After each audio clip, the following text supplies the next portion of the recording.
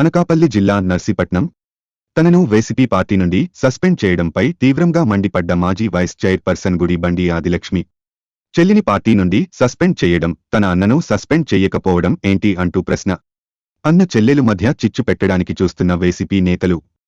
Narsipatnam municipality మాజీ chairperson Gudibandi ఆదిలక్ష్మిని YCP party నుండి ఇటీవలే సస్పెండ్ చేసిన నేపథ్యంలో శనివారం విలేకరుల సమావేశంలో ఘాటుగా స్పందించారు.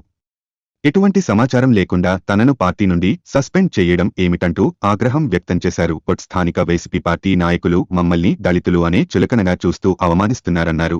మొన్న జరిగిన మున్సిపల్ సమావేశంలో అభివృద్ధికి సపోర్ట్ చేస్తారా అని స్పీకర్ అయ్యన్న పాత్రుడు అడిగిన మాటలకు నేను సపోర్టు చేశానన్నారు. నర్సీపట్నం అభివృద్ధి కోసం సపోర్ట్ చేస్తాననడం తప్ప అని ప్రశ్నించారు. నేను మా అన్నయ్య జీఎన్ఆర్ వైసీపీ పార్టీ ఆర్కి కట్టుబడి నిబద్ధతతో పనిచేశాము అని, అయినప్పటికీ పార్టీ తమను గుర్తించలేదు అని ఆవేదన వ్యక్తం చేశారు. అందరికీ నమస్కారం అండి. మేము గత 2011 నుంచి మాజీ ముఖ్యమంత్రి వర్యులు శ్రీ వైఎస్ జగన్మోహన్ రెడ్డి గారు 2011లో వైఎస్ఆర్సీపీ పార్టీ స్థాపించిన దగ్గర నుంచి పార్టీలో కొనసాగుతున్నాం. 2014 మున్సిపల్ ఎన్నికల్లో మేము పార్టిసిపేట్ చేసి 2021లో కూడా మున్సిపల్ ఎలక్షన్స్లో అత్యధిక మెజారిటీతోనే గెలిచాము. అదేవిధంగా నిన్న ఒక ప్రెస్ నోట్ అనేది రిలీజ్ చేశారు నర్సీపట్నం వైఎస్ఆర్సీపీ పార్టీ నుంచి. అత్యధిక మెజారిటీతో గెలిచినటువంటి ఒక వ్యక్తిని, అసలు ఆ డిపాజిట్ కూడా సాధించుకునేటువంటి ఒక వ్యక్తి చేత సస్పెండ్ చేయించడం అనేది ఎంతవరకు సమంజసమో నాకైతే అర్థం కావట్లేదు. సిద్ధాంతమే ప్రాతిపదికగా నడిచి ఏ రాజకీయ పార్టీకైనా కనీస విలువలు పాటిస్తూ క్రమశిక్షణ చర్యలు తీసుకోవాలంటే ముందుగా సంజాయిషీ కానీ నోటీస్ కానీ పంపించాల్సి ఉంటుంది, సంజాయిషీ తీసుకోవాల్సి ఉంటుంది. సో అలాంటి ఎలాంటి నోటీసు లేకుండా నన్ను క్రమశిక్షణ చర్యల్లో భాగంగా సస్పెండ్ చేశామని, పార్టీ నుంచి వైదొలిగించామని ప్రకటించడం నర్సీపట్నం వైఎస్ఆర్సీ పార్టీ అహంకార ధోరణికి నిదర్శనంగా నాకు అనిపిస్తూ ఉంది. నేను గత 2021లో మున్సిపల్ చైర్మన్గా 2 years చైర్మన్గా కొనసాగాను. అదేవిధంగా తర్వాత కౌన్సిలర్గాను కొనసాగుతా ఉన్నాను. ఈ గత నెల 31వ తారీఖున కౌన్సిల్ ఎజెండా నాకు పంపించడం జరిగింది బడ్జెట్ సంబంధించి. సో దానికి నాకు ఎలాంటి ఇన్ఫర్మేషన్ అటెండ్ అవ్వకూడదని ఎలాంటి ఇన్ఫర్మేషన్ రాలేదు. సో నేను అటెండ్ అయ్యాను.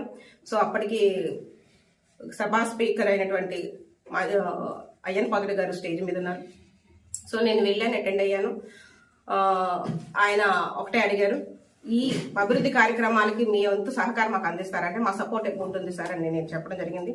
అదేవిధంగా నాతో పాటు మాజీ వైస్ చైర్మన్ గుల్సి నరసింహమూర్తి గారు కూడా రావడం జరిగింది. సో ఆ మీటింగ్కి మేమిద్దరం అటెండ్ అయితే నన్ను ఒక్కరిదాన్ని సస్పెండ్ చేయడం వెనుక ఆంతర్యం ఏంటో నాకైతే అర్థం కావట్లేదు. ఆయనకి అగ్రకులస్తులు అవ్వనివ్వండి, ఆయనకున్న బలగం అవ్వనివ్వండి, దానికి భయపడి వైఎస్ఆర్సీపీ పార్టీ వాళ్ళు ఆయన సస్పెండ్ చేయకపోయారో, లేదంటే నాకు ఎలాంటి బ్యాక్గ్రౌండ్ లేకుండా వచ్చానో, లేదంటే నేను దళిత మహిళను, ఒక మహిళగా ఉన్నానో మా యొక్క ఇది చూసి మమ్మల్ని సస్పెండ్ చేశారో అది నాకైతే అర్థం కావట్లేదు. ఎంతవరకు సమంజసం ఇది? నేను గత చైర్మన్గా చేసినప్పుడు ఎన్నో అత్యున్నత పదవులు అధిరోహించి పార్టీని ఇప్పుడు వీడే క్రమశిక్షణ రాహిత్యమైన చర్యలు చేస్తున్నారు అంటున్నారు. సో ఎటువంటి చర్యలు నేను చేశానో నాకు అర్థం కావడం లేదు. నాకు పంపించిన నోటీసులో ఒకటి రాయడం జరిగింది, పార్టీలో అత్యున్నత పదవులు అనుభవించి ఇప్పుడు పార్టీ నుంచి పార్టీకి వ్యతిరేక చర్యలు పాల్పడుతున్నారు అన్నారు. సో పార్టీలో ఒకే ఒక పదవి నాకు ఇచ్చారండి. సో అదే చైర్మన్ పదవి, సంతోషం. సో అది కూడా ఏ రాజకీయ ఉద్దేశంతో ఎవరికి కళ్ళు వేయాలనే ఉద్దేశంతో ఆ చైర్మన్ పదవి తీసుకొచ్చారు అందరికీ తెలుసు నర్సీపట్నంలో. సో ఒక ఎస్సీకి తీసుకొచ్చారు, సరే అసలు జగన్మోహన్ రెడ్డి గారు తీసుకొచ్చిన మహిళా సాధికారతలో భాగంగా రిజర్వేషన్ల ప్రకారం నాకు చైర్మన్ పదవి వచ్చింది. సో ఆ పదవి చిన్నపిల్ల చేతిలో చాక్లెట్ పెట్టి చైర్మన్ పదవి మీరు అనుభవించినట్టు ప్రతి ఒక్క చిన్న విషయానికి నన్ను ఒక పావులా వాడుకున్నారు.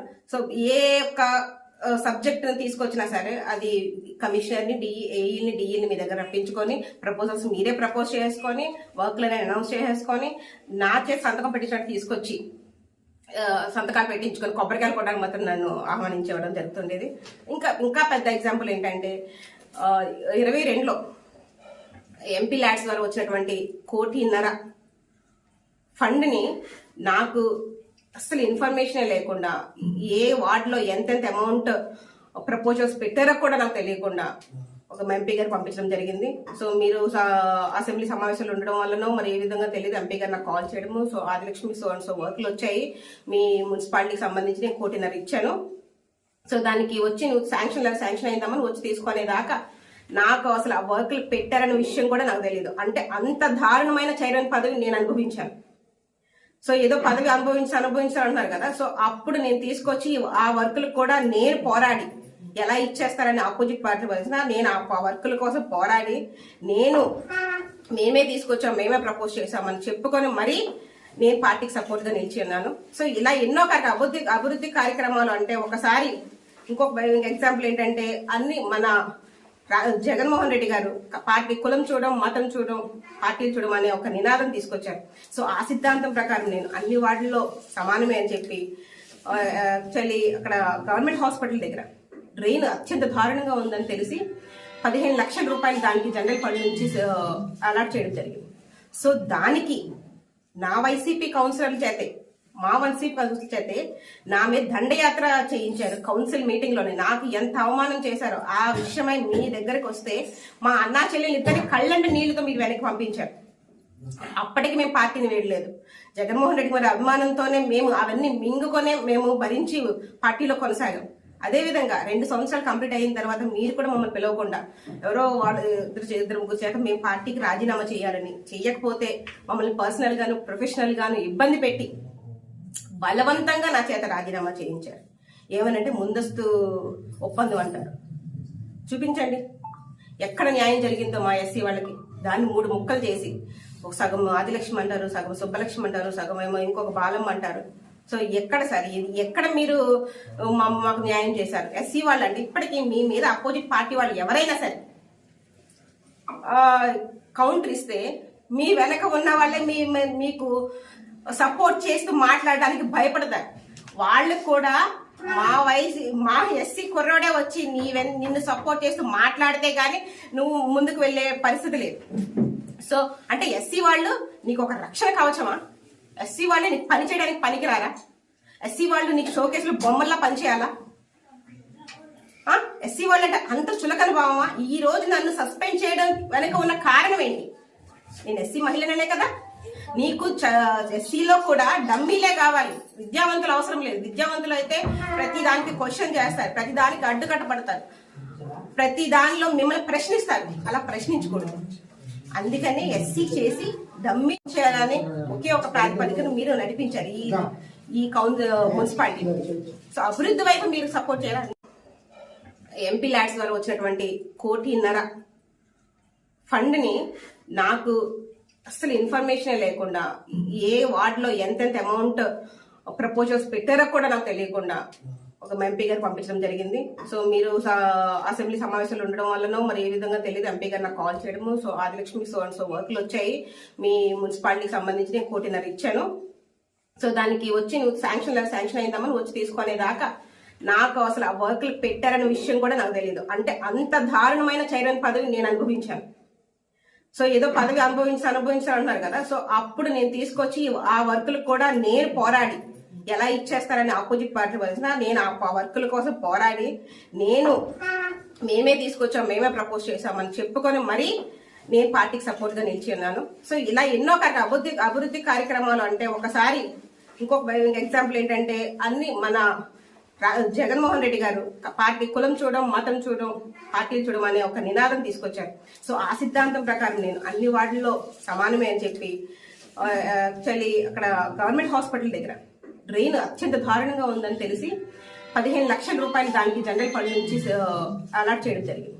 సో దానికి నా వైసీపీ కౌన్సిలర్ల చేతే మా వైసీపీ కౌన్సిల్ చేతే నా మీద దండయాత్ర చేయించారు కౌన్సిల్ మీటింగ్ లోనే. నాకు ఎంత అవమానం చేశారో ఆ విషయమై మీ దగ్గరకు వస్తే మా అన్నా చెల్లెలు ఇద్దరి కళ్ళంటి నీళ్లతో మీరు వెనక్కి పంపించారు. అప్పటికి మేము పార్టీని వేయలేదు. జగన్మోహన్ రెడ్డి గారి అభిమానంతోనే మేము అవన్నీ మింగుకొనే మేము భరించి పార్టీలో కొనసాగాం. అదే విధంగా 2 సంవత్సరాలు కంప్లీట్ అయిన తర్వాత మీరు కూడా మమ్మల్ని పిలవకుండా ఎవరో వాళ్ళు ఇద్దరు ముగ్గురు చేత మేము పార్టీకి రాజీనామా చేయాలని, చెయ్యకపోతే మమ్మల్ని పర్సనల్ గాను ప్రొఫెషనల్ గాను ఇబ్బంది పెట్టి బలవంతంగా నా చేత రాజీనామా చేయించారు. ఏమనంటే ముందస్తు ఒప్పందం అంటారు. చూపించండి ఎక్కడ న్యాయం జరిగిందో మా ఎస్సీ వాళ్ళకి. దాన్ని 3 ముక్కలు చేసి ఒక సగం ఆదిలక్ష్మి అంటారు, సగం సుబ్బలక్ష్మి అంటారు, సగం ఏమో ఇంకొక బాలమ్మ అంటారు. సో ఎక్కడ సార్ ఇది, ఎక్కడ మీరు మాకు న్యాయం చేశారు? ఎస్సీ వాళ్ళు అంటే ఇప్పటికీ మీ మీద అపోజిట్ పార్టీ వాళ్ళు ఎవరైనా సరే కౌంటర్ ఇస్తే మీ వెనక ఉన్న వాళ్ళే మీకు సపోర్ట్ చేస్తూ మాట్లాడడానికి భయపడతారు. వాళ్ళు కూడా మా ఎస్సీ కుర్రోడే వచ్చి నిన్ను సపోర్ట్ చేస్తూ మాట్లాడితే గానీ నువ్వు ముందుకు వెళ్లే పరిస్థితి లేదు.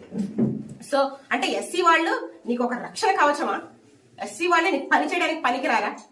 ఎస్సీ వాళ్ళు నీకు షోకేసులు బొమ్మల్లా పనిచేయాలా? ఎస్సీ వాళ్ళు అంటే అంత చులకన భావమా? ఈ రోజు నన్ను సస్పెండ్ చేయడం వెనక ఉన్న కారణం ఏంటి? నేను ఎస్సీ మహిళనే కదా. నీకు ఎస్సీలో కూడా డమ్మీలే కావాలి, విద్యావంతులు అవసరం లేదు. విద్యావంతులు అయితే ప్రతి దానికి క్వశ్చన్ చేస్తారు, ప్రతి దానికి అడ్డుకట్టబడతారు, ప్రతి దానిలో మిమ్మల్ని ప్రశ్నిస్తారు. అలా ప్రశ్నించకూడదు. అందుకని ఎస్సీ చేసి డమ్మీలుగా ఉంచేయాలని ఒకే ఒక ప్రాతిపదికను మీరు నడిపించారు ఈ మున్సిపాలిటీ. సో అభివృద్ధి వైపు మీరు సపోర్ట్ చేయాలి. నేను అయ్యన్న పాత్ర గారు అడిగినటువంటి అభివృద్ధిలో మీరు సపోర్ట్ చేస్తారమ్మా ఆదిలక్ష్మి అంటే, నర్సీపట్నం అభివృద్ధిలో నేను సపోర్ట్ చేస్తాను సార్. మీ పూర్తి సహాయ సహకారాలు అందిస్తూ మా యొక్క నర్సీపట్నం అభివృద్ధి పరచడం నేను సపోర్ట్ చేస్తానని చెప్పాను. ఆ సపోర్ట్ చేస్తాను చెయ్యెత్తినందుకు, అభివృద్ధిలో ముందుకు సపోర్ట్ చేసినందుకు మీరు నన్ను సస్పెండ్ చేశారు. సో ఇప్పుడు నేను చెప్తున్నానండి, అభివృద్ధి నర్సీపట్నం ప్రజలకు అభివృద్ధి చేసే ఏ కార్యక్రమంలో అయినా నా మద్దతు కంప్లీట్ గా ఉంటుంది. నేను మద్దతు తెలియజేస్తాను. సో మన రాజకీయాల్లో వచ్చిన ప్రజలకు మేలు చేయడానికి. సో దానికి పార్టీకి సంబంధం లేదు. అధికారంలో మనం ఉన్నప్పుడు మనం ప్రయత్నించాం. సో వాళ్ళు ఉన్నప్పుడు వాళ్ళకి సపోర్ట్ చేయాలి. సో అప్పుడే కదా ప్రజలు మనల్ని హర్షిస్తారు. సో వైసీపీ పార్టీ నర్సీపట్నంలో ఏ విధంగా ఉంది? అభివృద్ధి వైపు సపోర్ట్ చేస్తుందా? అభివృద్ధి వైపు సపోర్ట్ చేస్తే సస్పెండ్ చేస్తుందా అన్నది మీ యొక్క నిర్ణయానికే వదిలేస్తున్నారు. అరే మీ వెనక తిరిగే నాయకుల్లో పట్టుమని 10 మంది ఓట్లు వేసే నాయకులు లేరు. 10 మంది ఒకళ్ళు వస్తే 10 మంది వాళ్ళ వెనకాల నడిచేవాళ్ళు లేరు. వాళ్ళందరూ కలిసి మమ్మల్ని ప్రశ్నిస్తూ నన్ను సస్పెండ్ చేసేంత స్థితికి మీరు తీసుకొచ్చారు. మీరు నన్ను సస్పెండ్ చేయొచ్చు కదా. మీకు అంత సమర్థత లేదా? మీరు డైరెక్ట్ సస్పెండ్ చేస్తే నేను హ్యాపీగా ఫీల్ అయ్యేదాన్ని. మీరు ఒక ఇన్ఛార్జ్ గా ఉన్నారు కాబట్టి మీరు నన్ను సస్పెండ్ చేయాలి, లేదా జిల్లా నుంచి నన్ను సస్పెండ్ చేయాలి. నేను ఒక చైర్మన్ గా చేసిన దాన్ని ఒక సామాన్య డిపాజిట్ కూడా 10 మంది వెనకలిగిన ఒక వ్యక్తి చేత నన్ను సస్పెండ్ చేసి అవమానపరిచారంటే ఒక మహిళగా నేను చాలా బాధపడుతున్నాను. ఇది అధిష్టానానికి కూడా తెలియాలి. అందుకు నేను ప్రెస్ మీట్ పెడుతున్నాను. లేదంటే సైలెంట్ గా నేను పార్టీలోంచి వెళ్ళిపోదామని అనుకుంటే డెఫినెట్ గా నేను వెళ్ళిపోదును. పార్టీని వదలడానికి మాకు నిజంగా మనస్ఫూర్తిగా ఇష్టం లేదు. సో ఈ విధంగా సస్పెండ్ చేసి నా పని ఇంకా మీరు సులువు చేశారు. నేను పార్టీని వదలాలంటే నేను ఒక్కరిదాన్ని వెళ్ళిపోతే సరిపోదండి. నా వెనక చాలా మంది జనం ఉన్నారు. జిఎన్ఆర్ అంటేనే జనం అంటేనే జిఎన్ఆర్. సో అలాంటి జిఎన్ఆర్ పార్టీని వదలాలంటే చాలా చాలా ఆలోచించాలి, చాలా ఇది చేయాలి. సో మా అనుకున్న మా ప్రజల కోసం మేము ఏమైనా చేస్తాం. వాళ్ళ యొక్క నిర్ణయం తీసుకొని వాళ్ళ యొక్క మద్దతుతోనే మేము ఏ అడిగేసినా ముందుకు వేస్తాం. అంతేగాని మా పానుగా ఏదో నేను ఒక్కరిదాన్ని వచ్చేసాను, జిఎన్ఆర్ ఒక్కరు వచ్చేసాను అని ఎప్పుడు మేము ముందుకు వెళ్ళలేదు. సో దయచేసి ఇదంతా గమనిస్తారని, పార్టీ నర్సీపట్నం వైఎస్ఆర్ పార్టీ రాష్ట్రంలో ఏ విధంగా ఉందో ఒక్కసారి ప్రతి ఒక్కరు గమనిస్తారని తెలియజేస్తున్నానండి. Thank you. ఈ విధంగా నేను పార్టీని వదలనుకోవట్లేదు, కానీ ఈ విధంగా నేను జగన్మోహన్ రెడ్డి గారిని విడిచిపెట్టాల్సి వస్తుంది కాబట్టి దానికి నేను చాలా బాధపడుతున్నాను. దయచేసి నన్ను క్షమించండి. Thank you. ఇదే కమిషనర్ మీద మొన్న రీసెంట్ గా ఒక కంప్లైంట్ పెట్టారండి. ఒక మున్సిపాలిటీ కమిషనర్ ఒక పార్టీకి తొత్తుగా పనిచేస్తున్నాడు. అదే కమిషనర్ మా హయాంలో ఉన్నప్పుడు మా కమిషనర్ మాకు సపోర్ట్ చేయట్లేదండి, అది పార్టీకి చెడ్డ పేరు వస్తుంది, వర్కులు వెయిటింగ్ సపోర్ట్ చేయట్లేదు, ఆయన ఇష్టం వచ్చినట్టు బిహేవ్ చేస్తా ఉన్నారు, ఈ విధంగా చేస్తే మన నర్సీపట్నం ప్రజలకు న్యాయం చేయలేము అని నేను ఎంత మొత్తుకున్న జిఎన్ఆర్ గారు నేను 1.5 years ఆయన మీకు విన్నవించుకున్నాం. అప్పుడు అస్సలు పట్టించుకునే లేదు. ఆయన రోడ్ వైడింగ్ విషయంలో మిమ్మల్ని నడి రోడ్డు మీద తిడితే ఆయన సస్పెండ్ చేయడానికి మీకు 3 నెలలు టైం పట్టింది. సో అది మీ యొక్క సమర్థత. దానికి మీరు ఎంత ఇదిగా కుదరండి, అది మీ సమర్థత.